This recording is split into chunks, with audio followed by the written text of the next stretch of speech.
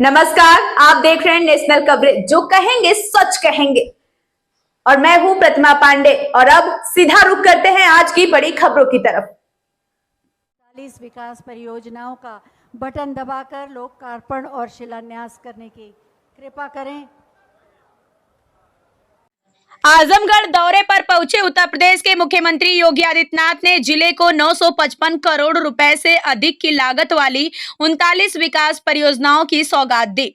महाराजा सुहेलदेव विश्वविद्यालय परिसर में आयोजित कार्यक्रम में मुख्यमंत्री ने विभिन्न परियोजनाओं का लोकार्पण और शिलान्यास किया। मुख्यमंत्री ने घोषणा की है कि महाराजा सुहेलदेव विश्वविद्यालय में राष्ट्र नायक महाराजा सुहेलदेव की भव्य अश्वारोही प्रतिमा स्थापित की जाएगी।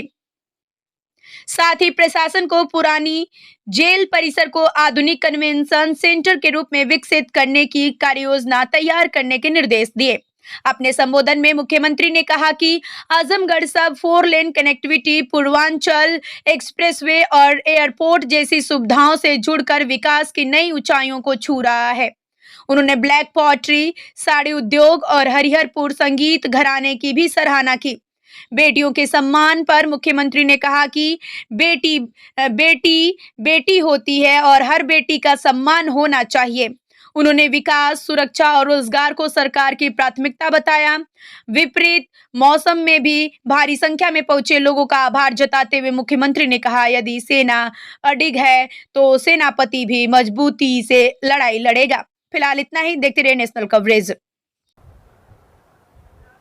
आजमगढ़ नगर और मुबारकपुर विधानसभा की परियोजनाओं की लगभग 1000 करोड़ रुपए की परियोजनाओं के लोकार्पण और शिलान्यास कार्यक्रम में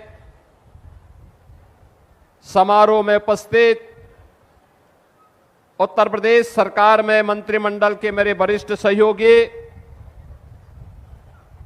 पंचायती राज और अल्पसंख्यक कल्याण विभाग के मंत्री सुहेलदेव राजभर पार्टी के अध्यक्ष श्री ओम प्रकाश राजभर जी, प्रदेश सरकार में कारागार मंत्री और इसी माटी के सपूत श्री दारा सिंह चौहान जी, जनपद के प्रभारी मंत्री श्री अनिल राजभर जी, पूर्व सांसद श्री दिनेश लाल यादव निरुवा जी, भारतीय जनता पार्टी के क्षेत्रीय अध्यक्ष श्री सहजानंद राय जी, विधान परिषद सदस्य श्री विजय बहादुर पाठक जी, राम सूरत राजभर जी, विक्रांत सिंह रिसो जी, पूर्व मंत्री श्री यशवंत सिंह जी, पूर्व सांसद श्री संतोष सिंह जी, पूर्व सांसद श्रीमती नीलम सोनकर जी, पूर्व सांसद श्रीमती संगीता आजाद जी, पूर्व विधायक श्रीमती वंदना सिंह जी, राज्य महिला आयोग की सदस्य श्रीमती प्रियंका मौर्य जी, भारतीय जनता पार्टी के जिलाध्यक्ष श्री ध्रुव सिंह जी, लालगंज के अध्यक्ष श्री विनोद राजभर जी, आज के इस कार्यक्रम में उपस्थित भारतीय जनता पार्टी के हमारे वरिष्ठ नेतागण से अखिलेश कुमार मिश्र जी, अरविंद जायसवाल जी, कृष्ण मुरारी विश्वकर्मा जी, श्रीमती मंजू सरोज जी, श्री सत्येंद्र राय जी, श्री मनोज यादव जी, श्री प्रशांत सिंह जी, भारी संख्या में आज में मुबारकपुर के मेरे सभी उपस्थित बहन और भाइयों, मैं सबसे पहले बाबा भंवरनाथ की इस पावन धरा को, जिस धरा ने संतों, ऋषियों, मुनियों की साधना से पवित्र होकर के हर कालखंड में देश को एक नई दिशा दी है, इस पावन धरा को कोटि कोटि नमन करते हुए राष्ट्र गौरव के प्रतीक महान वीर सेनानी महाराज सुहेलदेव के नाम पर स्थापित इस विश्वविद्यालय में उस राष्ट्र नायक की स्मृतियों को भी नमन करते हुए आप सबका मैं अभिनंदन करता हूं, स्वागत करता हूं। बहनों और भाइयों, आज मुझे एक बार फिर से आजमगढ़ आने का अवसर प्राप्त हो रहा है।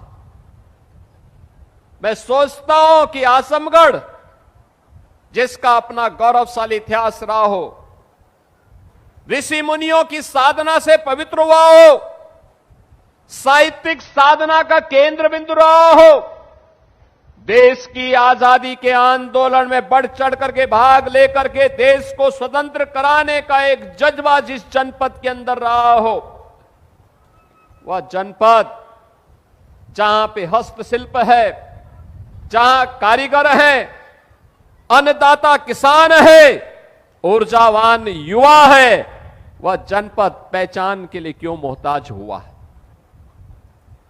उस जनपद के सामने पहचान का संकट क्यों खड़ा हुआ?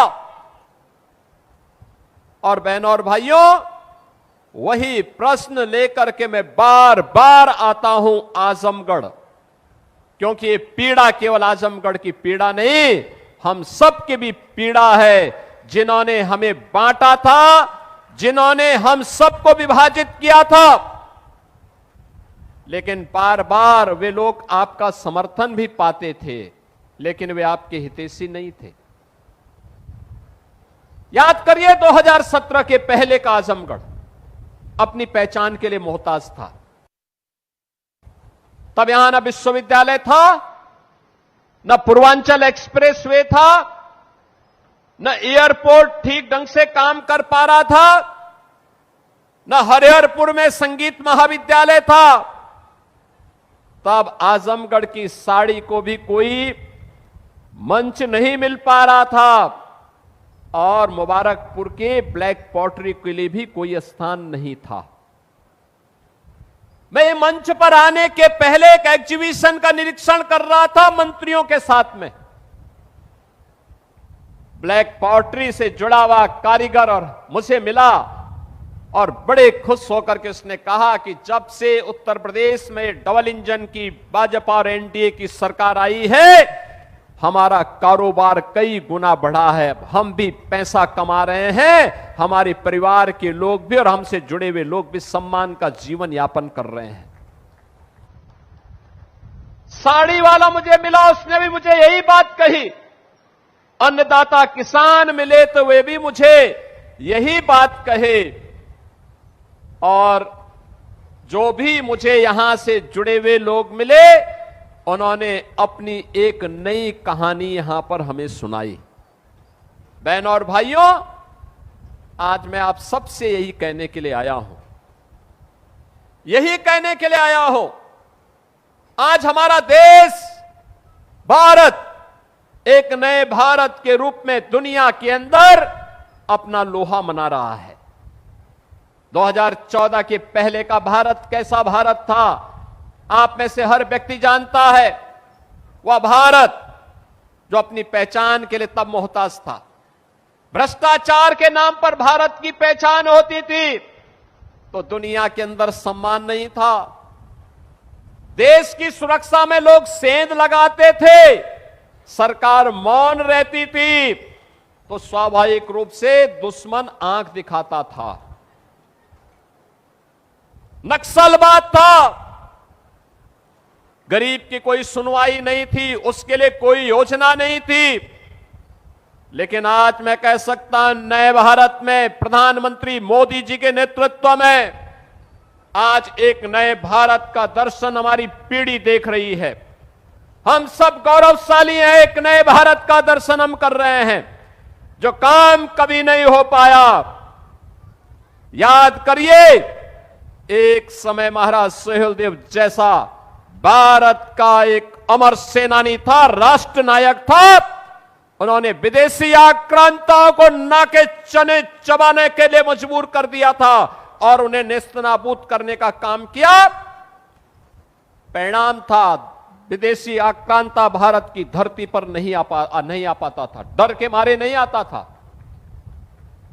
लेकिन जब हम आपस में बंटने लग गए, जाति के नाम पर, क्षेत्र के नाम पर, भाषा के नाम पर, परिवारवाद के नाम पर, परिणाम हम सबके सामने आया। और परिणाम इस रूप में आया कि महाराज सुहेल देव के बाद मोहम्मद घोरी का हमला हुआ। महाराजा पृथ्वीराज चौहान ने एक बार नहीं 17 बार उस कायर आक्रांता को परास्त किया। वो हर बार माफी मांगता था, लेकिन एक बार चूक हुई, धोखे से पृथ्वीराज चौहान को उसने बंधक बना दिया, कैद कर दिया, अपने साथ लेकर के गया। और फिर उसने जो व्यवहार महाराज पृथ्वीराज चौहान के साथ किया, ये इतिहास हम सबके सामने है। हम वही गलती बार बार करते रहे जिस गलती का प्रमार्जन 1000 वर्ष पहले महाराज सुहेल देव ने किया था। उसके बाद की पीढ़ी उनसे प्रेरणा नहीं ले पाई। क्या होता था? बहराइच की चर्चा हुई, महाराज सुहेल देव के नाम पर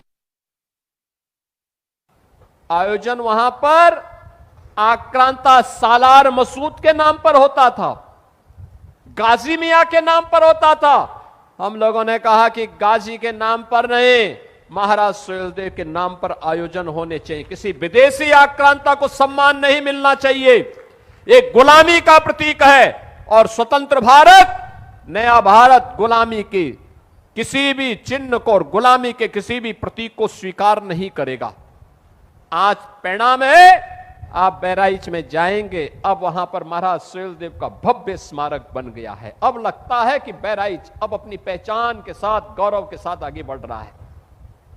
और इसीलिए जब हमारी सरकार को आजमगढ़ में विश्वविद्यालय बनाने की बात आई, यहां के लोग मेरे पास आए थे, मैंने कहा विश्वविद्यालय बनेगा।